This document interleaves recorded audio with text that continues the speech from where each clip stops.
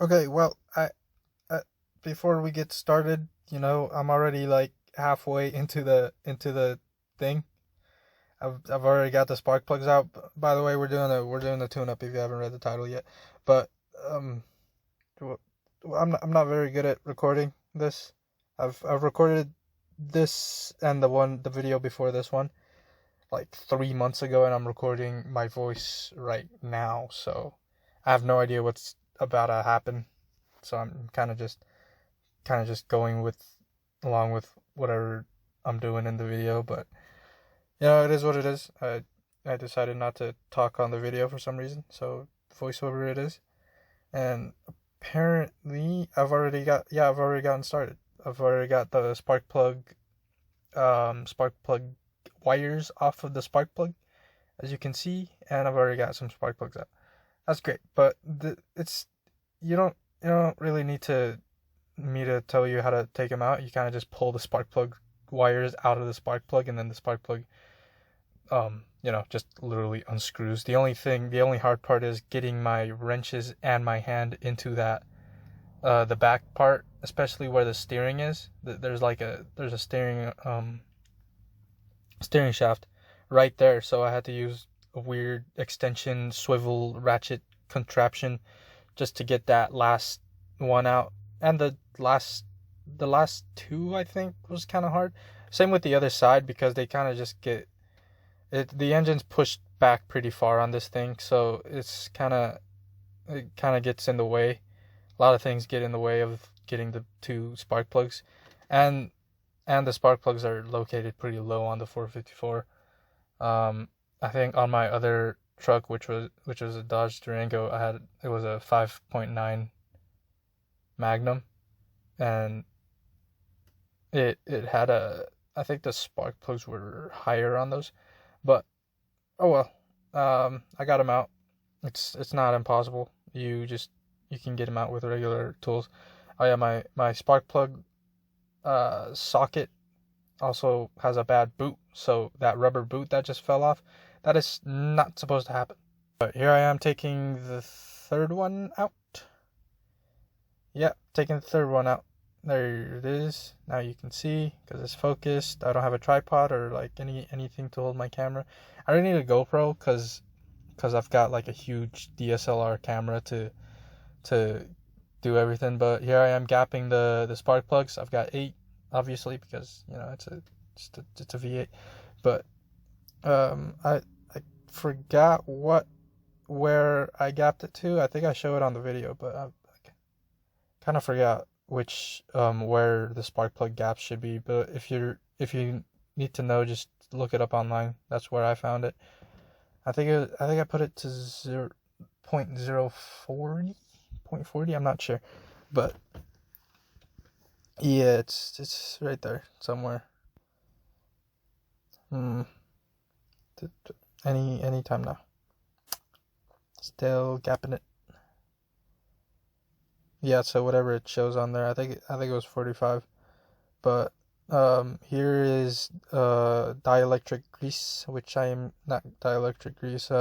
It's anti-seize, which is gonna help when you take the spark plugs out later on, because the spark plugs isn't gonna get heated and fused to the block, to the head of your engine. So that's kind of like a barrier to keep the spark plug threads from fusing to the metal on the block. I mean, on the head.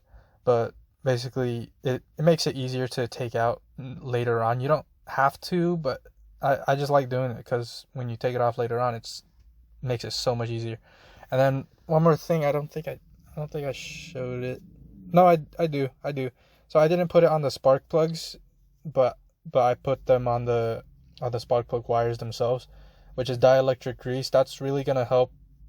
Um, Holy crap! It's really gonna help.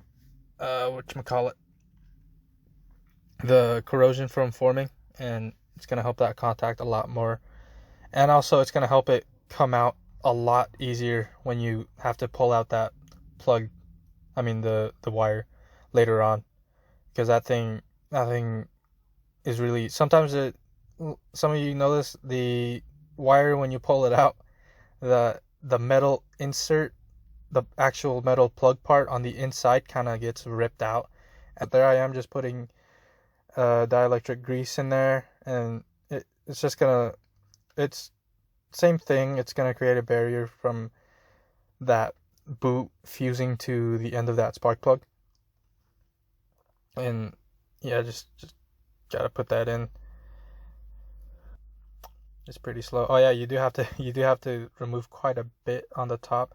By quite a bit, I mean just the air filter box, and then the rest of it all the way up to the throttle body.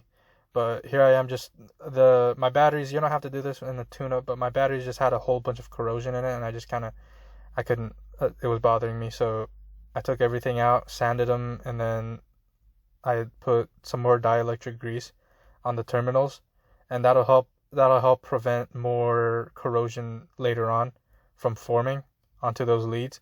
But here I am just putting the box back in, and it's pretty easy. You just put the filter in, put the box in, snaps in, just screw everything in, plug in the O2 sensor, blah blah blah. And yeah,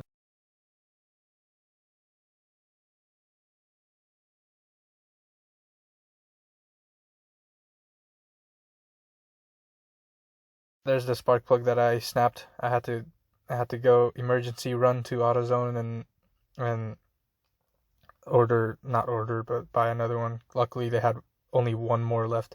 So yeah, now I'm just doing an oil change. I should mention you could do replace the filter, but my filter wasn't bad, and I couldn't afford a new filter at the time, so I kind of just reused the old one.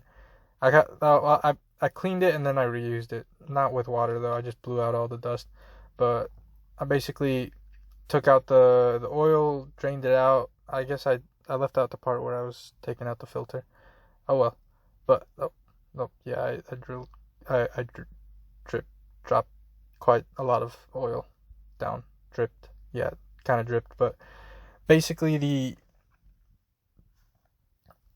it's just a regular oil change. You kind of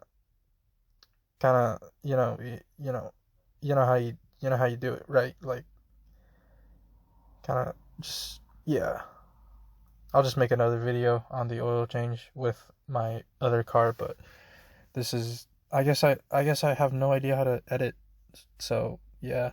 You saw before taking out the drain bolt, the oil's just going to drain out. Now you just it didn't even show the part where I was replacing the filter, cuz I did replace the filter. I replaced it with a longer filter, which is hard kind of, but just checking the dipstick here, checking if it's too low or not. But I think it was on the max line right there, and some of it's gonna go, once you start up the engine, some of it's gonna go into the filter, so it's not gonna stay at the max line, but it's gonna stay up there pretty well.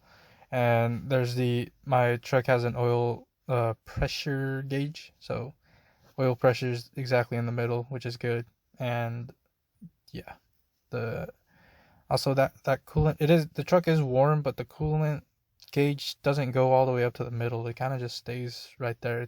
It's weird, but yeah, I mean, I checked it with my OBD2 reader, Bluetooth one, and the my reader just says it's running at 240, but not 240, but like 170. But